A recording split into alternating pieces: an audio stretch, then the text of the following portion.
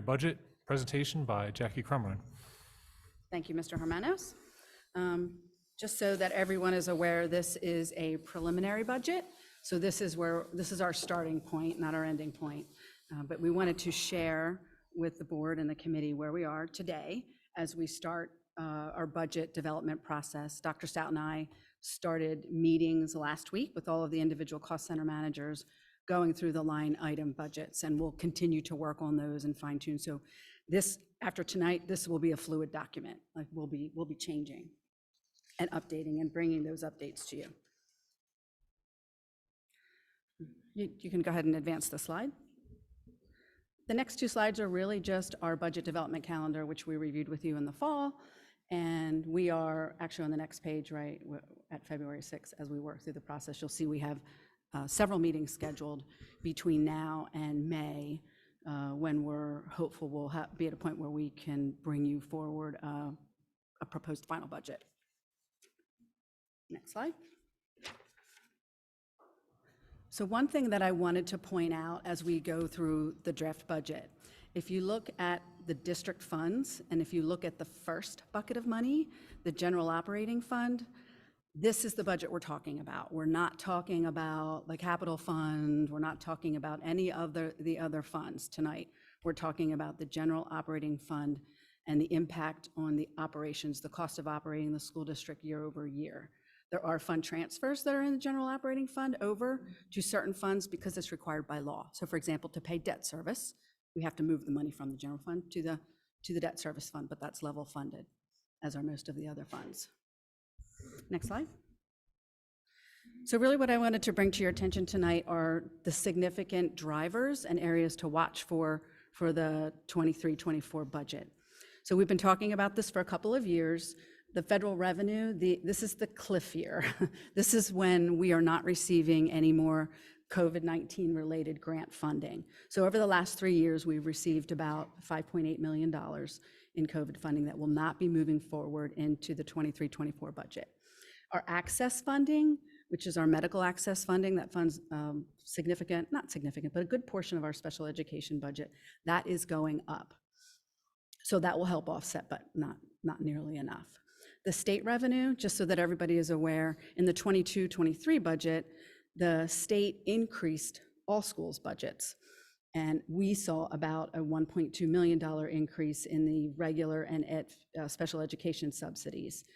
We don't know what the states, that we don't have a proposed budget from the state yet, but I wanted to let you know that I did continue that funding stream in the 23-24 budget. So like I said, we'll be continuing to evaluate and hopefully we'll know soon if that funding stream stays in the budget. Local revenue, that is where most of the school district's budget is funded through. So real estate taxes, we have a slight increase in assessed values, which is always helpful. Earned income taxes are continuing to trend upward again. We're looking at about a $1.2 million increase in earned income taxes. No change in tax rate, just volume. Interest income, because of the interest rates, that is also trending upward. If you remember the last couple of years, we haven't received any money on our funds. It's been negligible. So we're looking at about a 750, and we'll monitor that and adjust the estimates as we go through the budget. Commercial property tax appeals, just so everyone is aware, and I know we talked about this before, the two largest tax generating commercial properties, which would be the Coventry Mall and the Lowe's Town Square Center, they did appeal their taxes. There was a settlement. So that we will be losing that revenue. And that's about $356,000. There's some other tax settlement appeals in there, just so you know what the impact of that is. Next slide. So that was the impact on revenue. The impact on expenditures, as everyone else is experiencing the increasing rate of inflation, so are school districts. So I'm just trying to point out to you where we're really seeing the impact as we begin developing our budget. So we're definitely seeing it in software licenses, equipment costs, supplies. Just the supply chain is also, it's starting to free up a little, but there are still some constrictions there. But we're seeing inflation in those areas. And then electricity and fuel costs. Provident Engineering is our energy consultant, and they do a very large bid, and all of the schools, many hundreds across the state, participate in that. We're out to bid right now, so we don't have the results back. the estimate, the projections they provided the schools is 44%. And that is significant. We have enjoyed really low bid cooperative rates for procuring energy for some time. So you'll see that and that dollar impact, I know Dr. John was asking me about this earlier, is about $300,000 on just the facilities operating budget. So a couple of other items that are impacting our expenditures. Chester County, and there'll be some slides later to show this pictorially, but our unemployment rate is only 2.3%. So it's hard to believe, but all the surrounding counties around us, the unemployment rates are very low, and it presents recruiting and hiring challenges just like the rest of the world is having now too. So we are anticipating a significant increase in our substitute costs. We'll be evaluating that, but we're right-sizing the budget to where we are going to land this year and then adding a couple $100,000 because we do see that as a significant challenge. We've been talking about that. So we are looking at that in order to make sure we can retain consistent building subs for our buildings. And then the next item is a bit of good news. Well, I'm sorry, I skipped one. The increase in mental health and special education needs. You will see that is a large increase in this budget right now.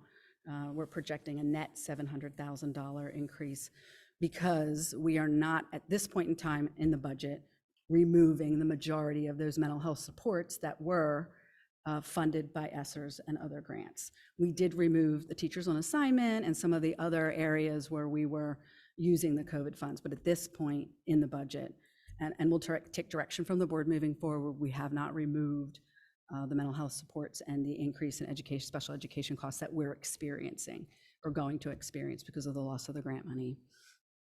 And then cyber charter school tuition costs, we're projecting that they're going to level out. I think if you recall, Brad did a presentation on that a little while ago where he kind of showed the numbers, and we're kind of leveling back to where we were pre-COVID, which is, I mean, the rates will increase slightly every year, but at least the numbers right now are kind of holding steady from what we can see. Next slide. This is just a graph of where the cost per kilowatt hour is, and this is actually Chester County, IU, you probably recognize this slide. This is in their budget presentation as well, because it's affecting all the schools in the county and many counties across the state. So you can see where we really had enjoyed very competitive energy rates, and our bid is expiring and we're having to go out to bid right now. We're going to make sure it's a short-term bid because hopefully it'll be short-term inflation. We'll see. Next slide. And for the first time in a long time, probably ever since I've worked here, the PSERS retirement rate is actually decreasing. So it's going down 1%, a little bit over 1%, which is, I've never seen that happen before. So that's a good thing. That helps. It's still a large number in our budget. So we're about $17.5 million in PSERS contributions required by the state for us to pay into to PSERS, which is the Pennsylvania State Employer Retirement System. So that number will fluctuate as the budget fluctuates, but. Excuse me, question. What's that a percent of?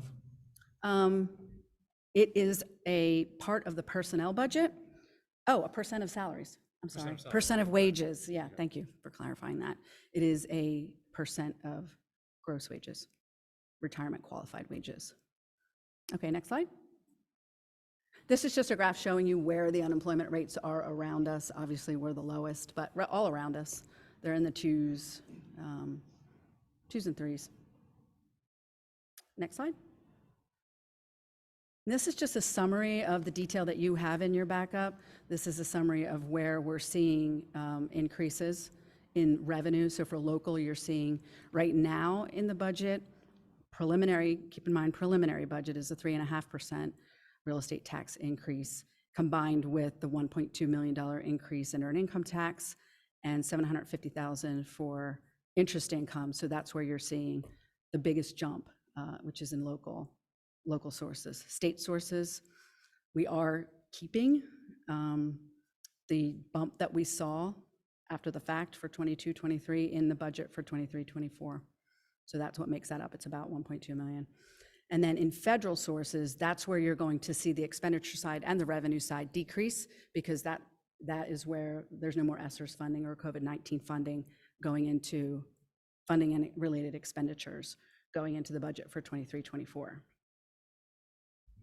Does the 6.21% for local sources, does that include an estimated tax increase?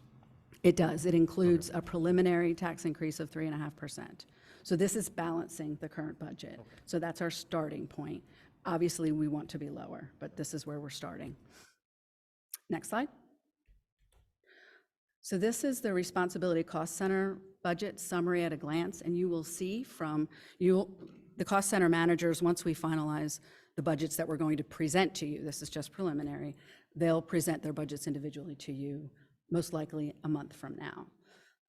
The instructional cost centers, just to clarify, are the building budgets. That's mostly for supplies, strictly inflation related. The instructional support cost centers, that would be the curriculum, pupil services, and so mostly curriculum and pupil services. So you'll see the curriculum budget going up, mostly due to software license fees, no additional or new curriculum. It's about 100,000 of that, and the other 700 is related to pupil services, of the mental health and the special education.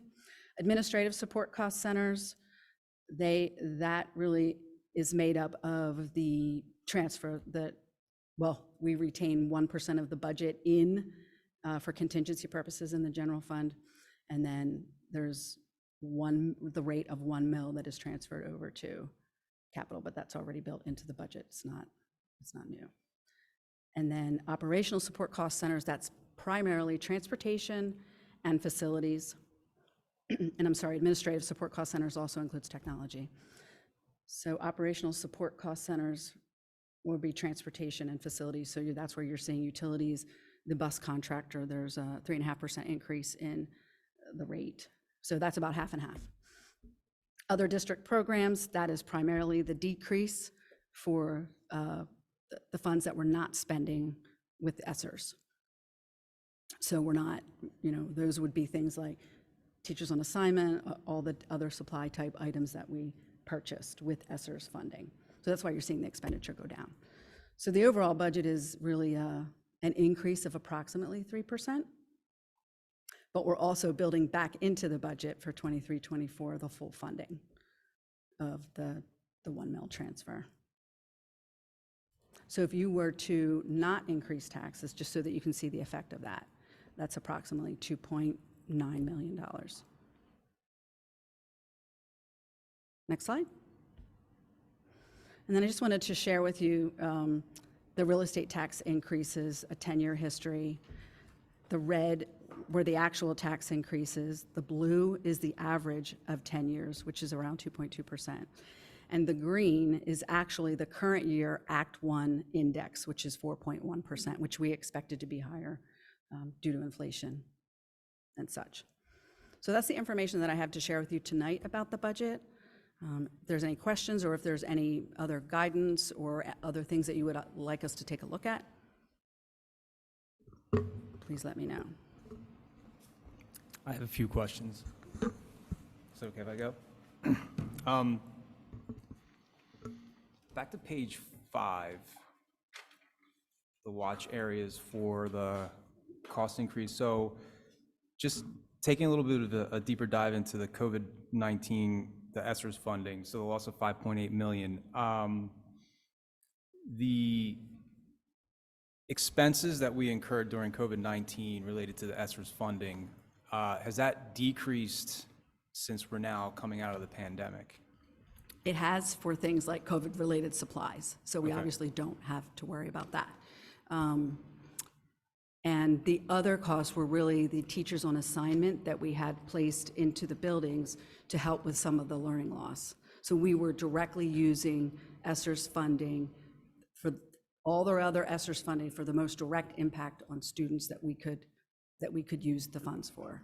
I believe it was 13 positions. We had talked about that today. So there were 13 positions that were added to assist with student learning loss. 10 at the elementary schools, 1 math and 1 reading specialist in each of those buildings to assist with that, and then 3 in the secondary schools. Okay, so out of that 5.8 million, in order to maintain some of those positions going forward that we feel we would need to maintain, how much of that would we be absorbing into the budget? Well, some of those are contracted services, right, related to the mental health. So right now, I would say there's probably about 500,000 mental health type related contracted services that are in the pupil services budget. So you can see that's going up 700,000. So 500, like 493 is about, we did not take that out of the budget. And the balance is the special education needs that we are seeing coming out of the pandemic. Okay. And then a few other questions Sure. I had.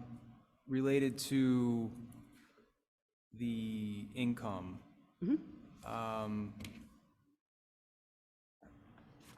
So for the local revenue, so I know we're expecting slight increase in assessed property values, earned income tax, 1.2 million, the interest income trending upwards, 750,000. And how is this projected revenue is reflected in our income in the budget, correct? Correct. Okay. It is in that 98 million under local revenue. Okay, So they are all, that difference, 5.7 million that you're seeing, all of those things are in that. It is in the budget right now. okay. And the decrease in the charter school funding, is that built into the Pupil projected revenue for services. pupil services? Okay, so that's what, about Maybe 100,000 Yeah, maybe? about Okay. 100,000. And then as far as the decrease in the PSERS, what does that represent? I know it's going down about 1%, but what is that in terms of an actual dollar value? How much is that that we can expect? Let me look at that real quick. I mean, I can get back to you with a definite number, but I can pretty much eyeball it relatively quickly. What is the salary? Hold on a minute.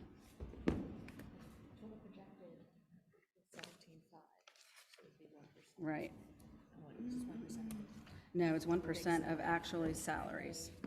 So I want to get to the salary number. And if I can't get my hands on it very quickly, I'm going to get back to you on that. Okay, yeah, that's fine. There it is. So 51 million. It's about $510,000 of savings, Okay, which is reflected in the budget. okay. But that's a good question. Regarding that, the PSERS, do you have a projection of what it's going to be, what's the future of that? Yes, absolutely. If I go back to that chart, let me just look at that real quick. You know what, I'll add it to the chart. Yep, I'll add it to that chart.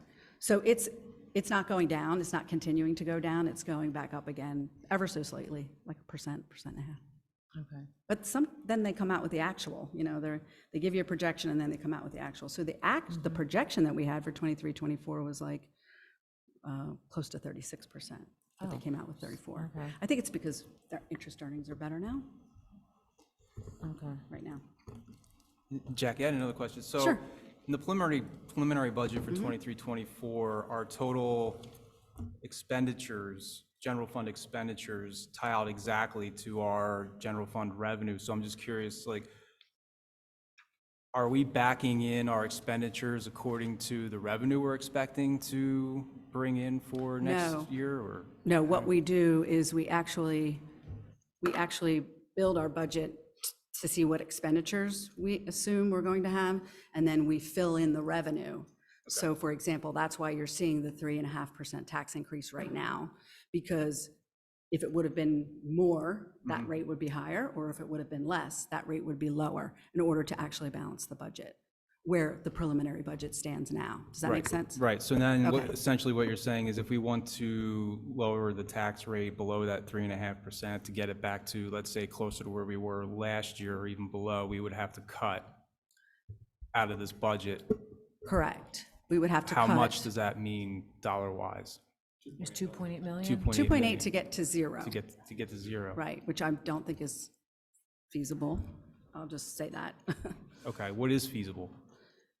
I mean, what I think, what I would recommend that the board consider is to try to stay in line with our 10-year history. So if we can work on that and looking at, resource allocation, look at our fund balance commitments to try to get down to the two-ish, somewhere around 2. That would be a goal for me, at least, that I would recommend that we look for something like that. We are in a really tough environment right now, and we're trying to be very, careful, because some schools have gone to 0, and then the next year they end up going up to 8. So I want to be very careful that we're managing it, but that we're looking hard first before we, Jackie, Yes. along those lines of what you're just saying, in a future presentation, could we see examples of cost containment measures, belt tightening across departments? Sure, absolutely. And in regards to cutting things, it's really only $100 million we're locked into, right? There's, So we can't cut it's not like a you large can part of cut. it. I guess you could say they are, There's contracts and stuff. yeah, there are things in place that are commitments. We have costs that are not controllable. So we have controllable costs and not controllable costs. So I can put that together for you too, so that you can see what that looks like. Yeah, I think Yeah. that would be useful for the public to see that it's just not an additive budget that every year goes up and there's no attempts to contain. Right. And then, of course, in addition to cost containment, you can look at revenue generation too. I mean, there's 2 ways to look at that as well. So if there are any other thoughts or ideas about that, we're open to I that. have a couple questions. We always talk about the cyber charter schools and the amount of money that we're spending on those, but I'm not really sure why we're not also talking about just like the brick and mortar charter schools. Aren't we forking out pretty good money for that as well? Yes, and it's a good point, because it really is a combination of the brick and mortar and the cyber. So it really is a combination of both Okay, of so those. that's- okay, If I that said includes cyber, that was everything? a slip of my, just because we've focused on that so much over COVID. Okay, So it so is brick that's and mortar everything. and cyber combined. Okay, and also, what about the capital budget? If we decided not to move an entire mill, what approximately is 1 mill this year? Like, as far 1 as mil is dollars? approximately $2.3 million. Okay, so if we decide, could we decide to reduce that in some fashion if we felt that that was a better way to conserve for a It has year or been a two? board directive in the past. I think it just depends on what you want to do. We did reduce it, especially during COVID, because we weren't Right. we weren't working on capital projects. Depends on what the board would like to do moving forward with capital projects. But that could be, like, that 1 mil, like, that's just a board policy. Like, if we said, well, we don't want it to be 1 mil, we want it to be 0.8 or something, we could reduce it or change it any way we wanted to, or no? The board would have to waive the policy, which is what we did during COVID. We did have you waive the policy. So it's a board policy that drives that. So you would waive the policy, and you would just need to be in agreement on what you wanted to do with that. Okay, How long has that policy been in place? The policy has been in place, I would say probably for 25 years, 26 years. It was built into the budget back then in order to provide consistent level funding to capital, so that every time you do a capital project or undertake a capital project, you're not going out and borrowing money to do it every time. So the only reason I caution you on that is we are in a rebuilding mode right now, because we did pay cash for both East Vincent and East Coventry Elementary. The projects prior to that were, large projects were funded Right. with debt. And so we're kind of in that every other, just so you know the history, we're in that every other. If we're going to do anything very large, not some of the things we've been talking about, like main campus traffic, but if there's anything larger that the board wishes us to do, and we're going to have that conversation next, then we are in a rebuilding mode for capital. Okay, back to the ESSERS funding. You say that we can, the teachers on assignment can be moved back into their regular places. And you were saying that there's something like $500,000 for mental health contracted services? Is that what you were saying? Correct. And those are contracts that we are committed to for how long, or and that be reduced in any way? That can be reduced. We just did not take it upon ourselves because of the nature of the supports to just remove it out of the budget in the preliminary budget. Okay, So, okay. I mean, Brad will be presenting his budget and he'll be sharing all of that information in detail, probably in about a month. So we can have some good discussion around that. Okay. And I would just add, the one thing about those costs, they're not the same fixed costs that we were talking in personnel. So those are contracts that we do. So we would be proposing, at least now, to renew them for one more year because of the mental health needs, but those aren't like a teacher contract that is automatically renewed every year. We can look at it from year to year. Okay, Yeah, that's a very good point. okay. So we've got these different cost centers here, and they're going to be make presentations on those. So these numbers that are the preliminary cost center numbers, are those just like, here's what you're shooting towards, and they're going to kind of build into that, or have they already given kind of a detailed? and They they're gonna go have back and provided refine their that? detailed budgets to us, and we're in the process of meeting with them and re-meeting with them in order to shape the numbers further. Okay, so we can, put a little pressure on each cost center to kind of see what they could do. That's what we do. Yeah, and this was the first iteration that we met with them for the first time last week. So this is round one, and then we'll have further meetings with them Right. to take a look and scrutinize it further. Right. We just thought it was important for the board to see where we are preliminarily in early February. We have Yeah, I time was to just work trying on to get it. a gauge on like preliminarily high or preliminarily low. It's going to go either Or either way. way, It's okay. going to go either way, up and down, with revenue, with expenditures. I mean, the more information we receive, for example, if the bids come in for electricity and they're lower, great, we're going to adjust that expenditure down. If we look at EIT and in April it's tracking even higher, we'll adjust that revenue up. So we're going to be looking at it. It's fluid. Right now, it's in a fluid state. I'm wondering if, how you gave us just a tiny little summary of what each of those cost centers were? I wonder if you could put that down in an email for us or somewhere so that we kind of have a little more detail than I could scribble down right now as you were talking. Sure. About like, what exactly is this entails? And what I would also recommend that you do is if you go down to the executive content, there will be a description there with individual item, like line item. Okay. Like line of transportation and the actual number. So Okay, so hopefully that's that where I'm will gonna help, be and then like, you'll be able well, to, okay. Let me see.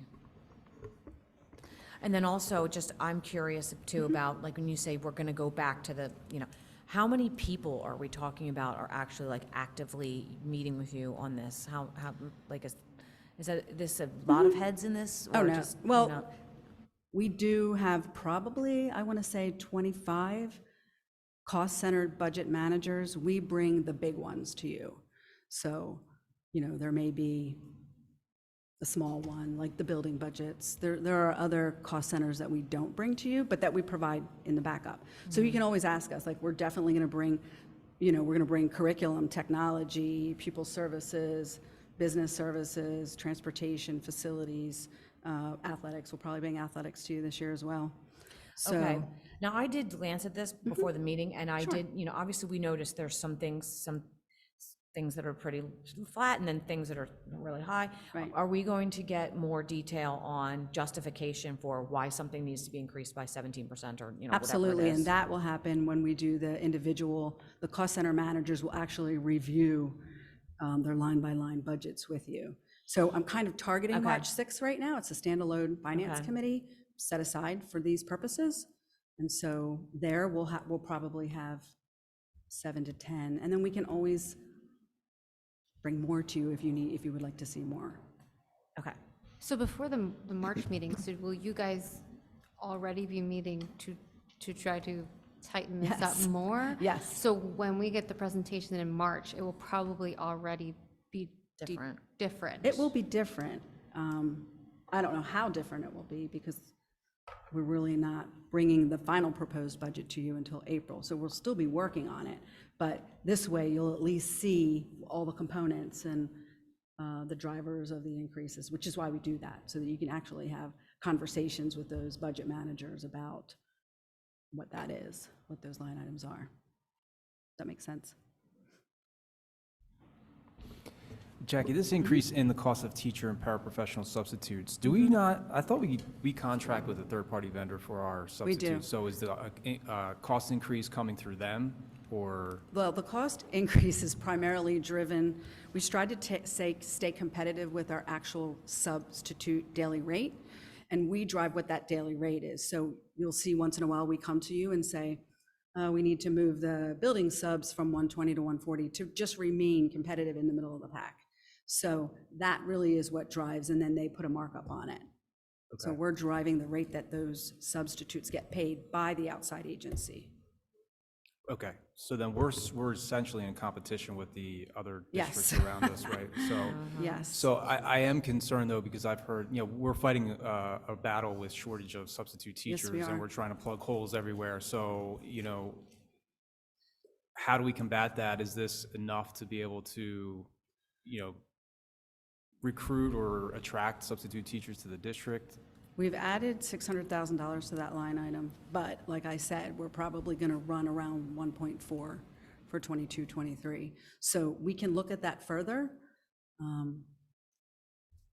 It's not a challenge that we have alone, and I guess it depends if there's any other direction we would want to go to. We talk about this at Cabinet all the time, about what would be the best strategy. And right now, the most recent conversation is making sure that over the summer, when we're hiring those substitutes, trying to get a base for each building, that we're at a competitive rate at that point in time, not fixing it later down.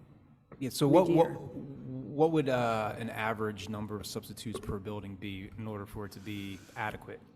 I probably have to get back to you on that to be accurate, because it's going to be different, like at the high school. Yeah, they'll be different. It's going to be based on the number of staff and,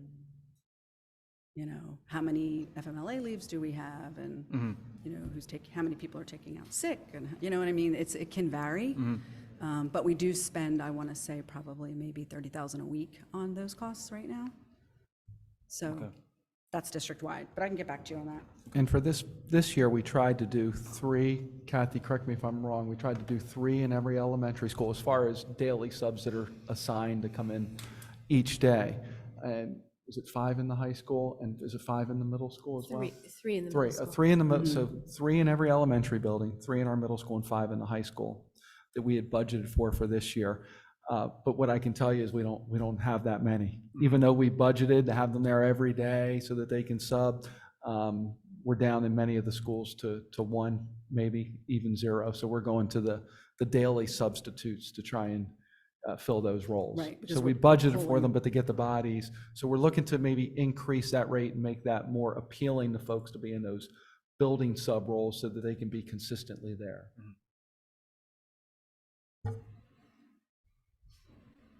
But it is going to be one of our challenges for next year, for sure.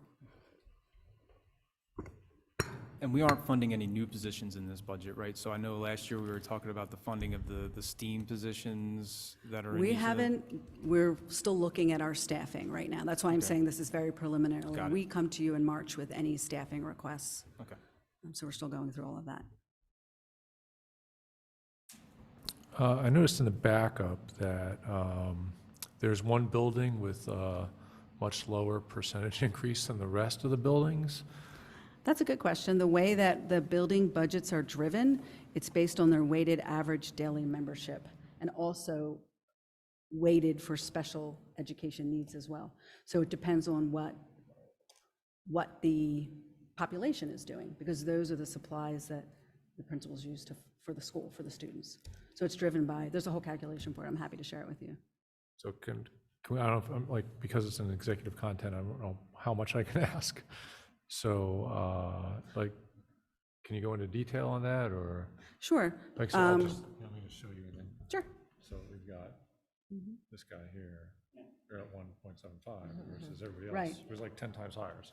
Exactly, because their enrollment actually isn't going anywhere. It's not moving up.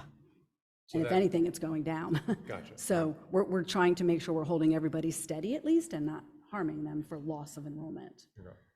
Does that make sense? It's based on the number of students, weighted average daily membership of students, Students. of okay. students. I should have clarified that. We're not, that's just based on like graduating class size, I guess, shifting in those different Right, every year, geographies or whatever. yeah, absolutely. Mhm. It's not, because it doesn't, or are we having an exodus or something? at No, one of the no, schools it's for just some other shifting reason? within the district, Okay, really. gotcha. And then a factor applied, like, I think it was like 3% maybe, for actual increase, so that they're having some increase related to the inflation Okay. overall, the overall pot of money. I am really hoping this is a simple math question. So you said that the access funding increase was 300,000. And then there was another slide that showed that the special needs was a 900,000 increase, and that was offset by the access funding increase to go down to 700. And I did 900 minus 700 and got 200 in my head, which is missing 100,000, so. It's really Am not I- missing 100,000. There is 100,000 in there that we're hoping to continue, and we would present this to you in Brad's budget, to continue one more year for Linkit support. And we're using Brian Schneider, as you know, to do that as an on assignment. So that's the difference.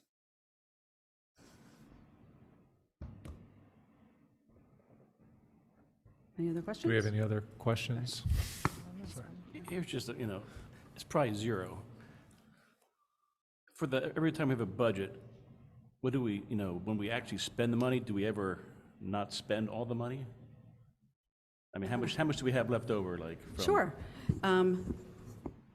We have, for example, I'll just look at earned income tax revenue, for example. So any of the funds, there's two things that happen. We look at our designation of fund balance, and we look to see, can we reserve some of that money now to spend, and we've done this in the past, to spend over the next few years to phase something in. So for example, when we reduced that mill, we knew last year we also had earned income tax revenue, so we designated those funds in fund balance. This is previously, and spread it out so that we could balance our budget. I know I'm getting a little technical here, but so those are the designations that are in fund balance. They're not huge amounts of money.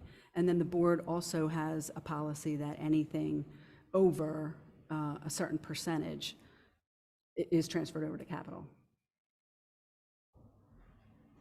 So, I'm sorry, correct me if I'm wrong here. Sure. But the state increased by 1.2 this past year, and we got that later. And I know that we used some of it, I remember, but I believe we put some aside too. Correct. Correct. So where is that in here, or where did that go again, if you could remind me? Sure. It is reserved on the balance sheet in fund balance. So I think what I'll do is send you that page of the financial statements so that you actually can see what is in there. There, I think it was $1.2 million. Right, but I believe we used some of that, and then we saved some, correct? Let me think about that for a minute. I thought there was I'm trying to remember what it was, but there was a presentation we used. Is this state funding you're talking The state funding that increased by 1.2 that we just got. reserved $500,000. I think I we think did we did. reserve a We- half of it. Half. I'm trying to remember what we used. It was something that wasn't grant funded. I'm sorry, it's Right. escaping me Oh, right I now, but know. let It's me, in- let me find that and I'll send it to Yeah. you. I was just wondering what Yep. we did put away, and then, yeah, if you want to show us like I'll where give that goes, you- and then when does it go in here, and. Right, exactly. We did talk about that. You're right. I don't know why it's escaping me, but we talked about that, so I'll make sure I get that up to you.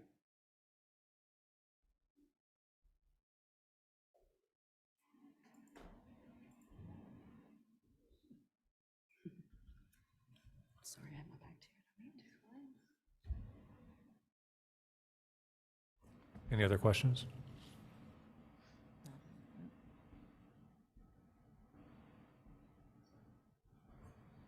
Do we, is there any public comment on the budget materials presented?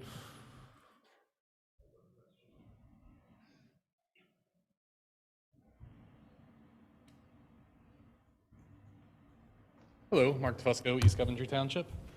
My question is just about the PSERS contribution, the 17 million. Is that the total amount before the state gives you a refund of half of that, or is that your total cost? That is the total cost and expenditure before the state gives a refund. So on the revenue line item, we budget that refund. in there. So we Yes. budget the full amount in expense and a half in revenue.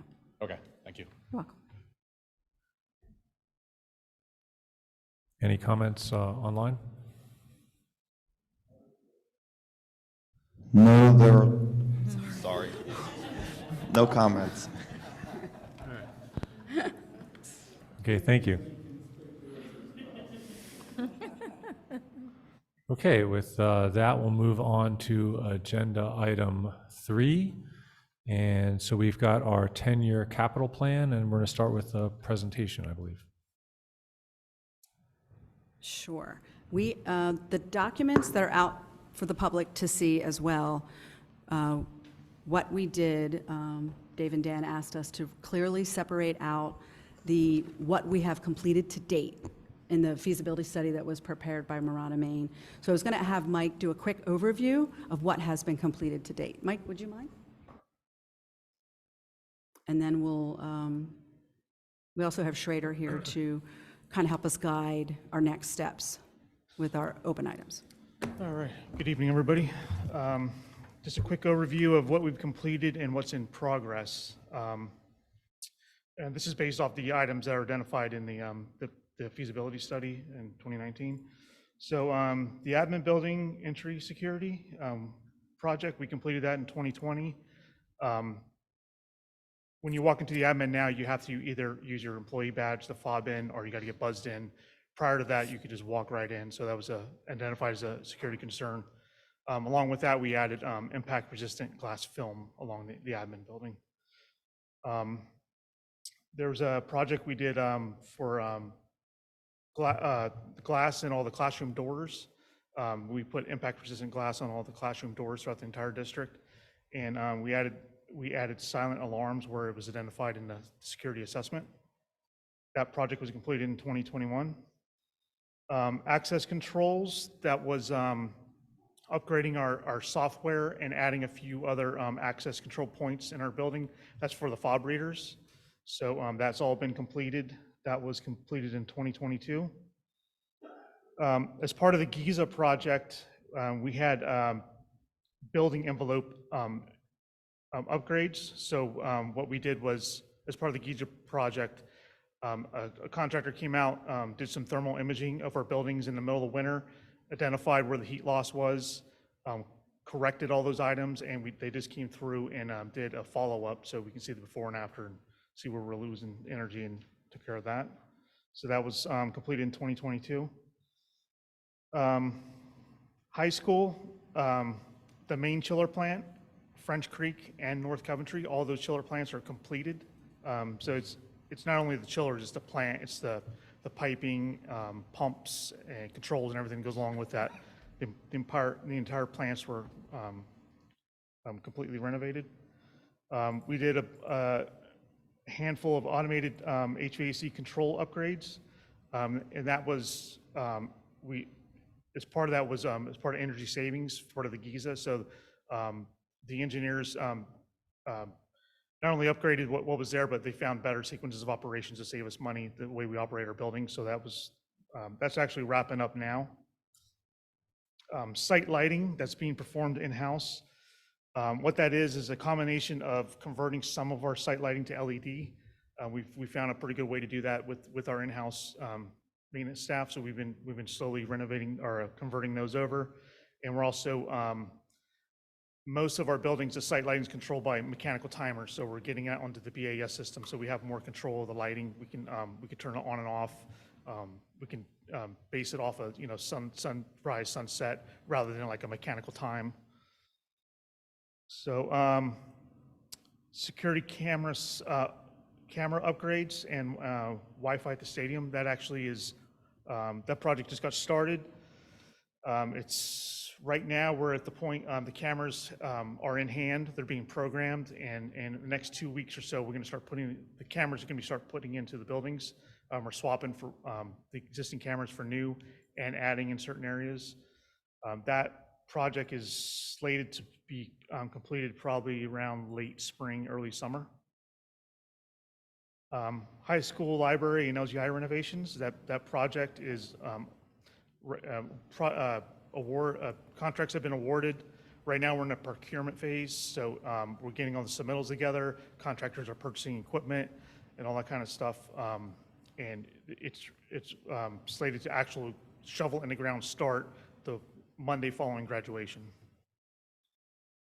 And North Coventry Elementary School entry, that was another item that was identified in the study. What that is improving sight lines. So if you're familiar with North Coventry, when you're in the office area, when someone walks into the vestibule, they kind of become invisible until they walk into the office. So what we're looking is cutting in a window with like a pass-through, which you probably have seen at their new elementary schools. So we're going to mirror that. So and that is scheduled to be performed 2023, 2024. So, any questions? I have a question. So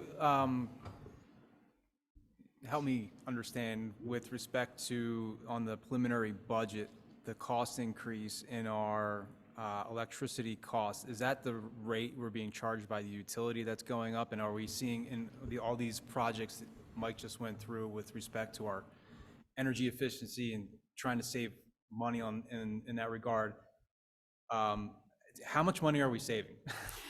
Well, right now, Mike, we're in the middle of the first year of post, they're just finishing that up. So we really have to evaluate the actual savings. I mean, we were projected to save, I don't know, I think it was over 300,000 Yeah, per something like year. that. So maybe the way to look at it would be not the actual financial Right. savings because of the prices escalating the way they are, but maybe the usage Correct, yeah. would be a better way to evaluate it. Yeah, and some things will skew the numbers a little bit, like, for instance, North Coventry, the chillers used to be gas-driven chillers, now they're electric chillers. So we're gonna see our electric usage go up there, but gas will go down.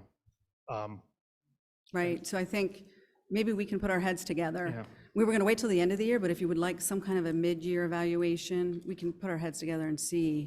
Plus, we have COVID impact in there too, so, where the buildings weren't being used as heavily, but maybe we can take a look at it just to see, Yeah, to see what we're I think that thinking. would be helpful. Yeah. Sure. Thanks. That's my question too, so. Okay. Okay.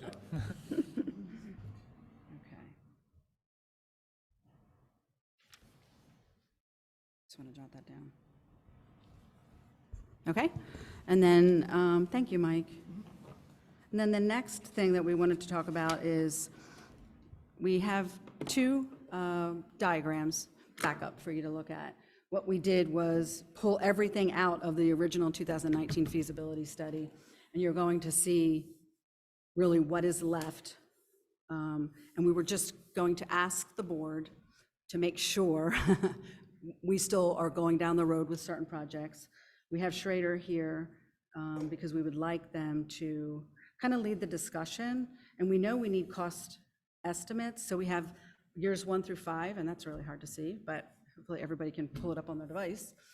And then we have another sheet, 6 through 10, just to make sure we're not missing anything because the board has changed. COVID occurred. So we really would like your input, and I'm sure Danny and David can share, what they're seeing too, what schools are experiencing post-COVID. Can we just read out like the list of these different projects? Sure, So, why don't I for do the people that? that can't see. Yep, sounds good. Okay, so in years 1 through 5, the capital projects that were identified were the middle school cafeteria expansion, the main campus traffic pattern renovation, the French Creek traffic pattern renovation, the middle school auditorium performing arts office expansion, and the French Creek classroom design. So those are years 1 through 5. And Field. oh, I'm sorry. See, I need to put my glasses on. Main campus field improvements. And so then when you look at years 6 through 10, and I am going to put my glasses on, sorry. it was continuing with middle school auditorium, performing arts, high school gym, athletic addition, continuing with the French Creek additional classrooms, the high school performing arts wing, new locker rooms set up at the stadium, West Vincent traffic pattern, and then middle school additional classrooms. So these were the things that were identified back at the end of 2019. We came back to you last year, you asked us to make sure, give us your top 3 right now, and we were really looking at the middle school cafeteria expansion and the main campus traffic pattern designs and French Creek traffic pattern. They were the 3 that we were looking at. So those are the items that are there now in that. So I would invite Danny Hofer from Schrader Group, maybe just to share what you're seeing and then maybe help lead a discussion on what are our next steps? Like, what do we need to do next? Thank you. Good to see everybody again. My name is Danielle Hoffer with the Schrader Group. I'm joined tonight with David Schrader. This is really his expertise as well. So the study that was done in 2019 and these projects that are in year 1, 2, and 3, now as you're seeing it, are actually 3 years old. So the numbers that you're seeing here are 3 years old, and we all know what's happened in the last 3 years with inflation. So we've been asked to take a look at what these costs are associated with it. So this is kind of a fact-finding mission for us to talk to you about, one, are these still the projects that you'd like to identify moving sequentially as you have it here? And are there any others that you'd like to add in here so that we can come back to you with escalated costs, because we're going to have to bring it up to what it is today and then escalate it out to the midpoint into construction. So you're going to see very different numbers here, but we want to at least get a good idea of what you're anticipating you would like to see in the next 5 to 10 years. I have a quick question, and I know we've talked about this a lot, about the order and such, but not too long ago, you guys gave us projections about our population and population growth, and it looks like it's on a steady decrease. But some of these priorities I'm seeing is expansion. So I guess my question is, why the expansion? I don't know the middle school. I haven't been in the middle school cafeteria, if I'm going to be 100% honest with you. So I don't know. But so I'm asking, like, can you explain what your purpose of the expansions would be if we're looking at a population decrease over the next 10 years? Sure, I would welcome you to go into the middle school cafeteria anytime you would like. But it is certainly, it is undersized for the number of students that we currently have at the middle school. So this has been a top priority for Mr. Stoltzfus, the middle school principal, because of the supervision and cramming all the kids in there. So even with our numbers leveling out, which is we're seeing, and even some slight declines, I think it would be appropriate to increase the size of that cafeteria for safety, security, and for the student experience there. I see the same thing with, like, French Creek. We're increasing the number of classrooms, but I believe French Creek was one of the schools that was having a population decline also over the next 10 years. This is true, but the programming that we have at French Creek, the first thing we would do whenever we're moving forward and looking at that is to see, well, can we serve those students anywhere else? And then it is a different class size policy for many of the students who are over there.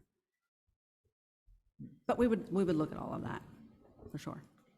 I just want to add, I think one thing that, in my mind, that I think we need to discuss as we move forward here, and it's not included in here, we've had constituents mention about a full-day kindergarten, and it's something certainly that we're unable to do right now because of the spacing in our elementary schools. So if it would be the desire of the board to take a real hard look at a full-day K program, then I think we would need to incorporate that into this capital plan as well, and what that would look like. You know, would we need to look at building another school? Would we need to look at an addition, maybe at our middle school? Would we need to add classroom spaces? So, you know, we've heard from constituents that's something that's of interest to some, but I would be interested to hear from board members if that's something that we want to actively pursue, because it would require us to really take a look at this plan with it as well.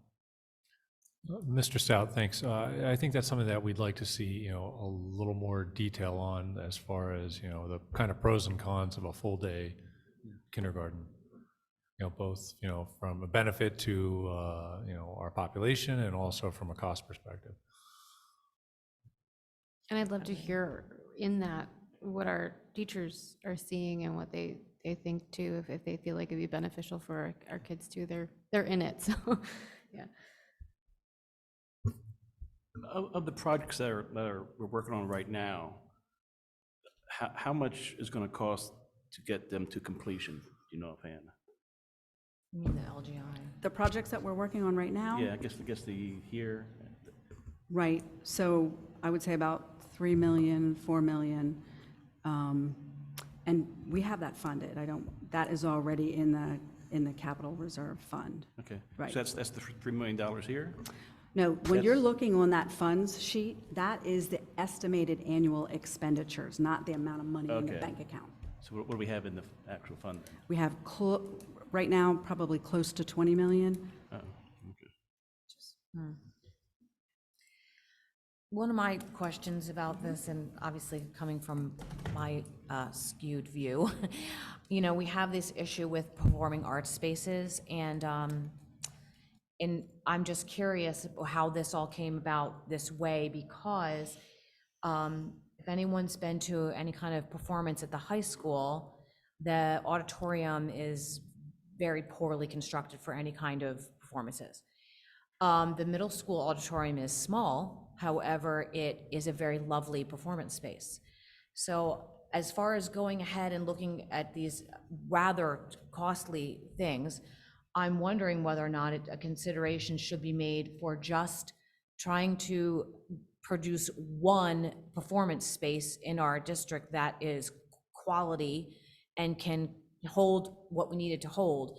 Because the middle school, they cannot have a concert in their little auditorium right now because it's too small. But if they come up to the high school, they're getting a very poor quality concert, in my opinion, as far as the sound quality, the fans blowing, it's just terrible. So anyway, I'm wondering whether or not that should be considered as creating a performance space that's quality for the district instead of having these two piecemeal projects that are very expensive. That's a very valid point. Very valid point. You got a fan. You're writing this down, right? I am. Okay. I am, yeah. I mean, another concern that's been brought to my attention is that in the middle school and also in the high school, but separately, there is no space that can hold the entire student body of the middle school in the middle school or the high school in the high school, except for the stadium. And I don't know if that's like a good thing or not. Like, is that something that's important for a school to have an entire, like a student body assembly? That's a big question. It's like a big question. You know what I mean? That is a big question. 1,800 kids. Yeah, I think it's certainly more feasible in a middle school. I think to do a structure that would do our entire high school and outside of a gymnasium or a stadium, I think whether would it be very it difficult, could- yeah. It could be a gymnasium, or it could be an auditorium, or just any one single space. Maybe that's something that's important. Maybe it's not so important. I don't know. I think it's a question we have to ponder. I can share this, and this is just going back into history, just to share how some decisions were made by past boards. When we did the middle school renovation, there were several alternates from which the board could choose from. And one of them was expansion of the auditorium, and they actually chose renovation of the science classrooms. Those rooms were a smaller LGI space, and they wanted those converted into science classrooms based on curriculum. And their reasoning was because that was more of a priority, and we already had a larger space on the main campus. I'm not saying that's what we should do today. I just wanted to share that did come before the board, but that was during the middle school renovation. I think too, because I believe we had this conversation also when we talked about full-day kindergarten. I think understanding better if that's a direction we want to move, because believe the conversation went to like, then do we move sixth grade? And do we expand the middle school instead of expanding the elementary schools? So I think understanding if that's actually a direction the board wants to head would help understanding the priority of some of these projects. Can I just real quick? I think we should also get the public's input on that too before we go Yeah. too far down that road. So could we do a survey just to find out how much interest, what the level of interest among the community would be for something like that before we really start to look at numbers and what it would look like for implementing something like that? Yeah, I would assume that at this point, there's no way we can move sixth grade back to middle school without building an entirely new building. No, we could not. Right. And, yeah, So anything we do would have to be phased in over time. So if we did a survey and said, would you like full-day kindergarten? So the people that are going to have kids in kindergarten in the next 3 years, it would not impact them because we would have to do facility structures in order to accommodate it. So I know most districts that make that decision, they make the decision, and then it's phased in over time when they can plan accordingly. But, I mean, I do think it would be a good idea, you know, if we could get, gauge community interest in that. And I know we do have some town halls coming up, and we can put that That's a good idea. there as a topic. I know in some of our earlier town halls, even though it wasn't a topic, some folks brought it up, but that was a small number of people. Right. If we do discuss that at town hall, it would be great, in my opinion, to have information about full-day kindergarten and its academic impacts, because obviously people, if you want something and it's a free gift, of course you're gonna take it, whatever. But I myself have read some research on that, and I don't think that the academic gains are really what they should be for that expense, that expense. So if people are just gonna be asked that question, I think they should know, by the way, you may want this, but the academic gains are not tangible, or they are, or they're this or that, whatever, because I just, who's gonna say no if you say, would you like me to rope the moon down, like, sure, why not, like, I really think that that it needs to be qualified some. I'm not personally a fan of the idea, but, because I just don't think it's really worth the expense for having and little children belong outside playing all day, not in a classroom. So that's my view on it, but I just think that information should be available. Well, and I have strong opinions about creating single-level buildings. I know friends who have been through districts that have some building that has like all of the sixth grade and only sixth grade, and it's never a good experience for those children having to transition into a school one year and then out of that school the very next. So I would not be in favor of setting up any future that involved a single grade school at any level, kindergarten through 12. I'm really not a fan of that concept. Just putting it out there. That's a good point, and I've experienced something similar even with our middle school being only 2 grades. The first year a family is there or a student is there and they're kind of getting used to things. And the second year they're like, oh, I'm out next year. So like there's not a lot of investment in our families into the middle school. Like nobody cares about it because you're not there that long. I mean, not that nobody cares about it, but it's like, yeah, we can endure this pain for 2 years and we're fine, you know what I mean? So just something to consider. Again, I'm not, pushing for one thing or another, but it's, people are really invested in the high school. People love the high school. People want, to do all kinds of things. The PTAs in our elementary schools are amazing, bodies that are, people are fighting for good things there. And I think the middle school kind of lacks that support. Maybe I'm wrong. If someone has another opinion, please chime in, but it's just my non-scientific observation. So Jackie, back to the feasibility study here. According to the chart, it looks like we have a decision to make right now regarding the middle school cafeteria expansion as well as the main campus traffic pattern, right? So I think that but is right. I would just agree. want to go back to Kathy, what you were saying earlier. Are you saying that you would prefer to see the middle school performing arts piece flipped with something that's currently up for Not flipped. approval? I'm just, or- the cafeteria expansion is obviously not related to the performing arts at all. To me, I feel like the middle school performing arts and high school performing arts expansion should be combined into one project and it may be located at the high school or something like that. Okay. We should at least have one quality performance space And maybe that can be utilized by, because kids do it now, like the district, you know, elementary school kids come up and use the high school stage as it is now, but it's really not suitable. You know, it's not a regular, really great performance space. Right. So maybe that would, you know, not that we shouldn't do anything to middle school auditorium, maybe it needs something, but maybe it doesn't need $8 million or whatever it says up there. For, you know, because then the high school's so expensive too. It's a huge project.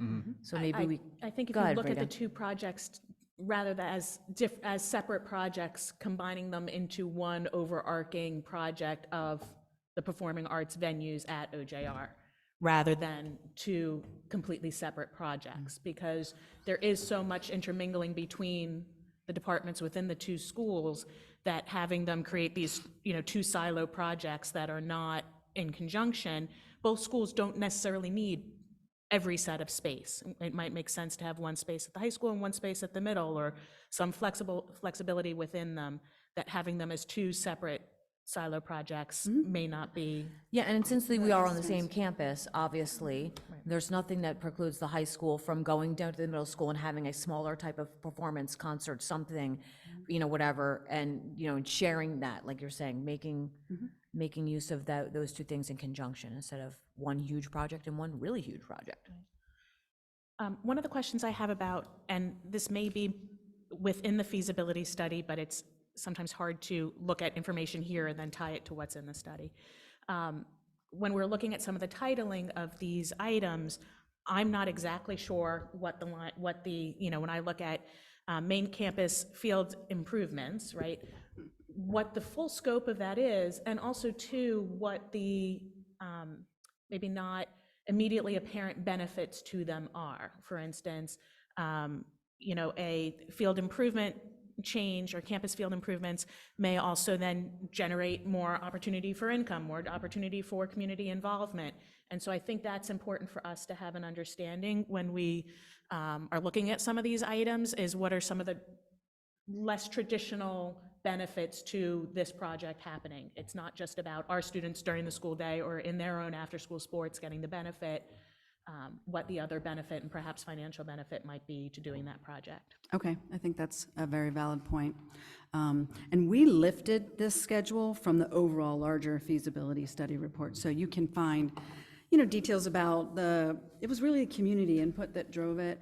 And so there's details in the feasibility study. But when we go down the road of determining what we want to do next, I think that's a really valid point regarding extra income generation and what the facilities would be used for. So for example, the field space was actually more multi-purpose and baseball, softball fields. That's what that was about. Just because we're stacked and layered.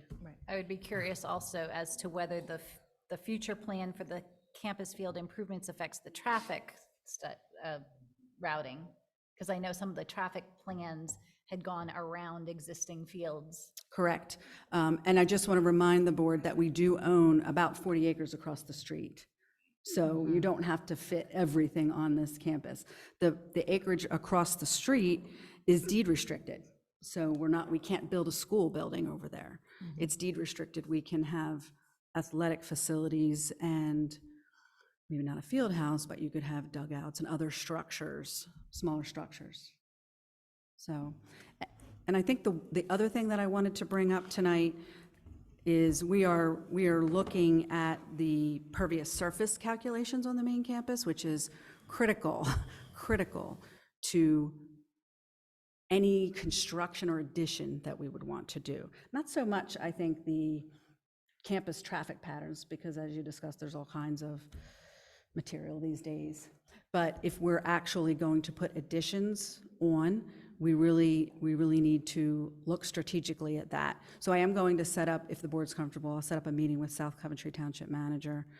We have had Mark, our civil engineer, Karkowski, I always pronounce his name wrong, pardon me, looking at those calculations, and our solicitor reviewing.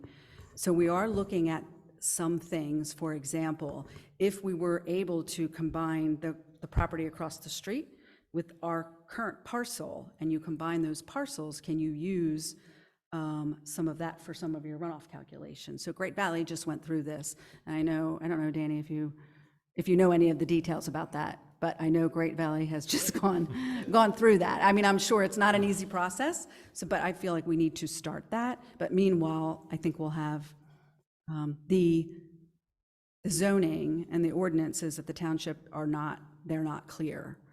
So we spent a lot of time researching those, and it's just not clear. It just refers to the township solicitor and the township engineer. So I mean, we are actively working on that now. One thing we also haven't really talked about much is the traffic pattern, because that's obviously on here as now for, nice chunk of change there. So we haven't discussed that in a while, as far as, do we still feel that this is absolutely something that needs to be done, and how are conditions out there? What does everybody think about that? They're not great. I mean, I think it's pretty bad. I mean, if you're ever stuck in the backup on 23 trying to. Well, I just come know down not here. to do that, but. I personally think it's still very relevant as of right now. Mm-hmm. I mean, I think these two priorities here right now are very relevant. I have seen the middle school cafeteria during lunchtime, and that is a problem. It's really tight there. So I personally would like to see an update for the costs for these two projects. I think we said earlier, it's been a while. So I'd like to see what an updated cost would look like for these two projects. Okay, yeah, that'd be great. Okay. Well, and getting to, combining the traffic pattern with the runoff conversation, if we can improve runoff, I mean, certainly the pervious calculations need to depend on how the law defines it, but in common sense, if we can get our runoff to go to that additional property and not impact the surrounding community, certainly then the pervious calculations, including that, makes more sense than if Right. we're just dumping our water from the main campus somewhere else and not actually. Right, and we have Right, that tons of property. basins on the main campus where we are collecting. Yeah. We are collecting the water. So we are working on that in tandem. Okay, so what I'm hearing is. Just oh, a go couple ahead. points that I've been Yeah. kind of picking up from this piece and, all these discussions. So I think from a programming and design perspective, it makes sense to look at the middle school performing arts and the high school performing arts together. But from a construction standpoint, they would be two separate projects because they're in separate locations. So, right? Well, I see these as not individual silos, as more of a Right. campus master plan. And when you're talking about doing additions here, or doing a new building there, or fixing the circulation, it all kind of needs to come together as one big plan, and then you start. Then you doing phase the it out. project phases. Yeah. You kind of have to have a master plan of the whole thing before you can get going. Right. It's all going to tie in with the impervious, it's going to tie in with the stormwater management, it's going to tie in with your circulation, it's going to tie all together. So we can take these first two and take a look at the cost of that, but then start thinking about what does that mean for the whole campus? So I think like what we have to do as a board is like, are the, just the list that we have on these 2 pages, is there anything we want to scratch on these 2 pages? And is there anything missing? Is there some other project that, we're not discussing because we're not aware of it, or it just hasn't been put on this list yet? And so then once we get that list finalized, then we want to go back and then, reprioritize these. I haven't heard of the traffic study recently, some results, because there was a bunch of discussions that we weren't very happy with, I think. Yep, so it's funny you mentioned that. We actually have that slated for, we have the reports, which are out in the board docs library, so we will be summarizing and presenting those. We're working on, I've been discussing with Dan and Dave the best time to do that. And they will definitely inform future projects. So it'll be within the next couple of months.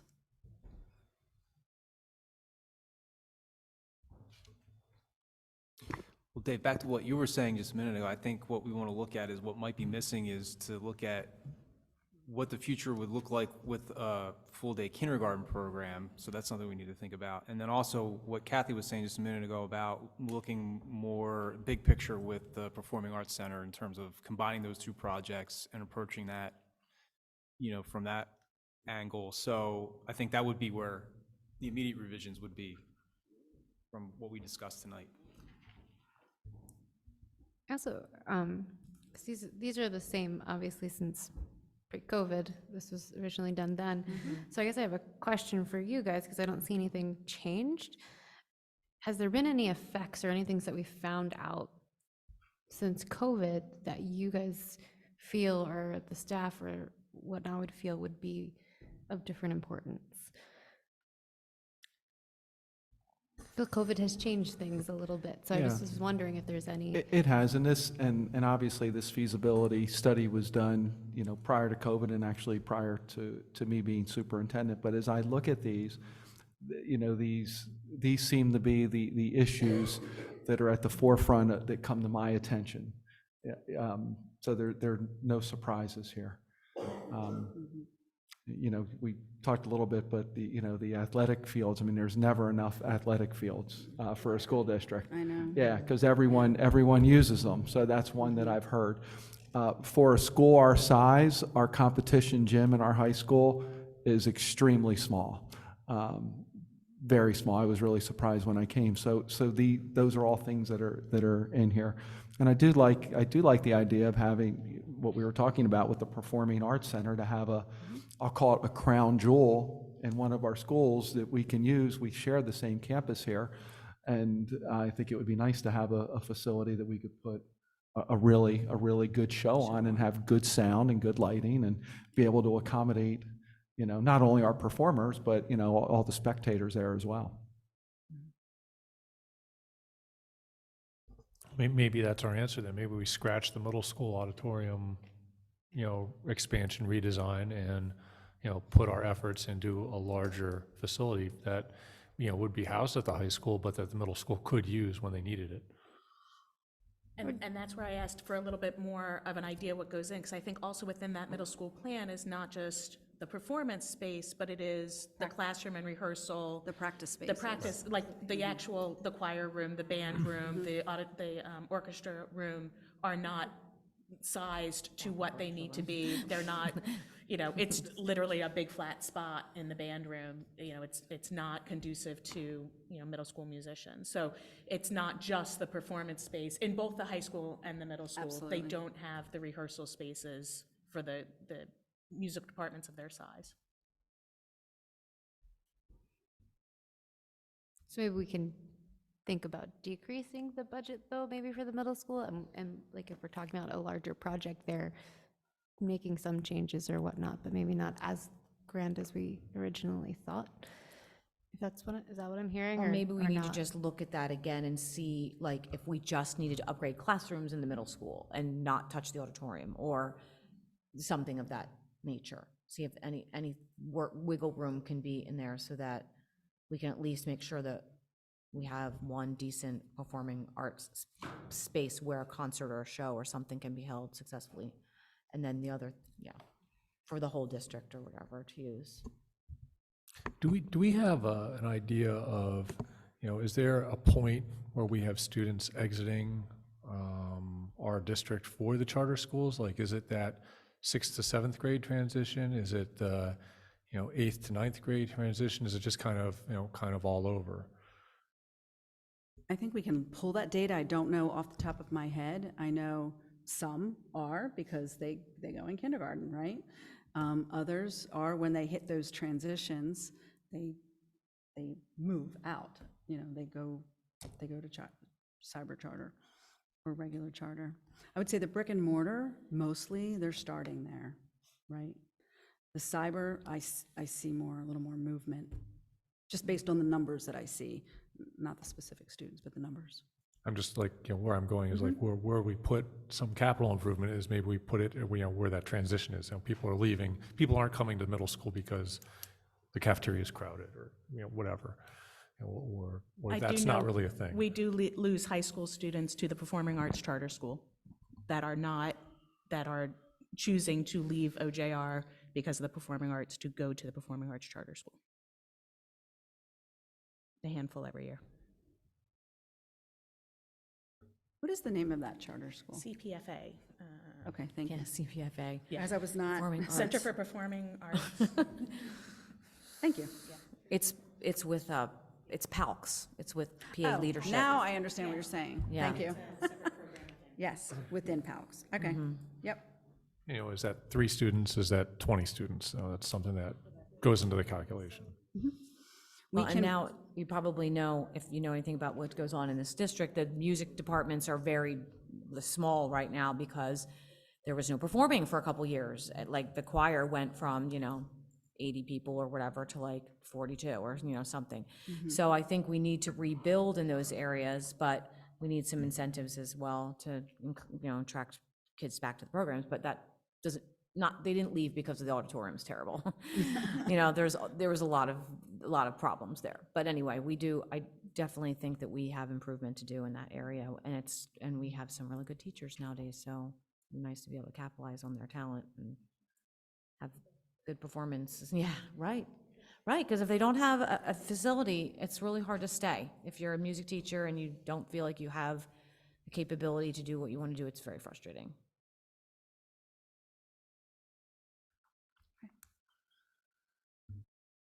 Okay. And one more thing, just about the traffic pattern thing. We had that whole chart and everything. Maybe we need to refresher on what exactly that is, why we need to do this again, what the plans are, because I don't think most of us probably some of us haven't seen that at all, right? Okay, that's a Haven't good seen point. that. We have some schematics that Mark, I think, had done originally that we can, they're just schematics. Yeah, just a refresher on that. Because that's kind of the really boring thing on this list. Not super excited about it. And Jackie, just a quick update on process. So I know this is an ongoing process we're working through, but in terms of making a decision, what is the timeline? What are we trying to drive to for coming up with, what are we going to tackle first on this plan? Right, I think it would be helpful if Schrader and Danny, if you could come up with some estimates, at least beginning with probably, I think what I'm hearing, and correct me if I'm wrong, is the cafeteria expansion and the traffic pattern on the main campus, just so we have an idea of where we are. We'll need, if we're going to do a master plan and layer everything in, we'll need your advice on how best to do that, how best to organize it. But to go any further, I do think we need to have the pervious surface issue, and I don't know how long it will take to resolve that. But what I would hope is that we could put the master plan together and that you would be comfortable with that, and then we could look at what the cost would be, and then we, budget-wise, we need to chunk it out and do things over time. So, right, French Creek traffic pattern, it was a parent concern, and we were looking at looping the bus lane around the back of the building. At West Vincent, it's more of a busing concern, although there's an issue, for parent parking and everything there too. But it's more of the buses getting backed up, onto the main roads. East Vincent has an issue with that too. I think the East Vincent goes around the back. Yes. Yeah. Yeah. So it does help when you're able to pull more cars and buses off of the road and go around the building. So, I think we would bring the estimates back to you. We'll work with the township. We'll try to keep you updated. And then when we get to the point in time, we would provide a recommendation, I think, and then we could tweak it. When is the work scheduled to start for this space here and the library?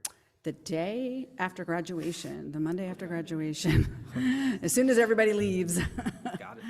So they're gearing up and getting ready to do that. Okay. Is there anything else that we missed? I just want to make sure we're. Danny, if you've listened to a lot of discussion here, if you have any, I'm sure it's like, No, you it's have all a lot good. of notes. But if you have your questions for us, please feel free to reach out at any time, Yeah, I rather think than. Jackie and I will talk after this. We'll put our heads together. Yeah. Thank you, though. Okay, thank you. And how about, do we have any public comment on our 10-year plan or thoughts about our 10-year plan? Anybody who thinks Colleen Blute, North Coventry, East Coventry Township. Anybody who thinks full-day kindergarten is not worth it, don't. It's worth it. I taught it for 30 years. It's amazing. I came and presented to the school district in about 2008 with Myra Forrest, at which time Governor Rendell had just left Pottstown. Came into our classes and was so happy that we were doing full-day kindergarten. Our parents go to daycares. They send their kids to daycare and then they send them to us for the other half of the day. Why are you transporting a 5-year-old from one building to another building? That's what you would be doing here. They go to daycare in the morning and then they come to your half-day kindergarten, or they go to your morning kindergarten and then go to daycare. Why not put them in one building, one place? Yes, it's highly academic, but you can do play and do academic at the same time. I did it. You can give them a rest period. We have 4-year-olds in for full day. They get a half-hour nap. Okay, they have little accidents, but we clean it up and move on. But you have to be willing to do it. So my suggestion to you is a pre-KK center, a 1, 2, 3, 4, 5, a 6, 7, 8 center, or a 6, 7, 8, 9, and then a 10, 11, and 12 center. And if you wouldn't have sold East Coventry or do what you did to it, you'd have your primary center of pre-kindergarten K right there. No problems.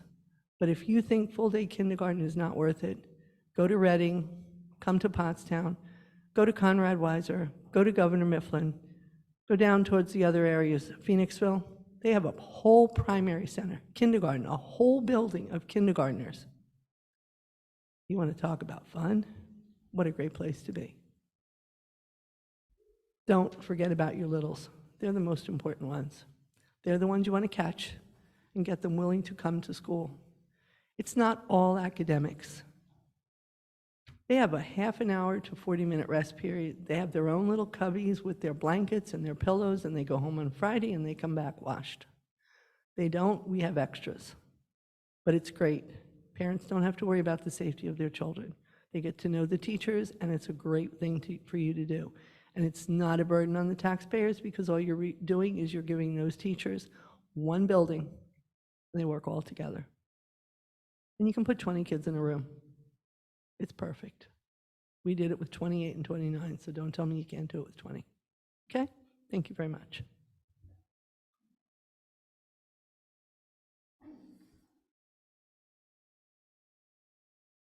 Nobody else is here to talk about athletics, so I'm going to go for the performing arts. And I just want to remind these guys that, you know, we also talked about a walkway between the middle school and the high school at one point to actually think about that. But I think you guys do need to sit down and think, if we're going to do a performing arts, then we should take a look and also not be afraid to make some other changes too, like to the way you're offering classes, because if you want kids to participate more in that, you need to open up their schedule so they're not afraid to take those things anymore. Up here at the high school, there was no place to meet. So when I scheduled my favorite club mock trial and we want to have extra practices, if you guys look on the calendar, almost every big space is booked here. So I don't know how other groups are meeting or whatever, but you know, this facility is booked almost all the time. So something to think about. Thank you. Any online?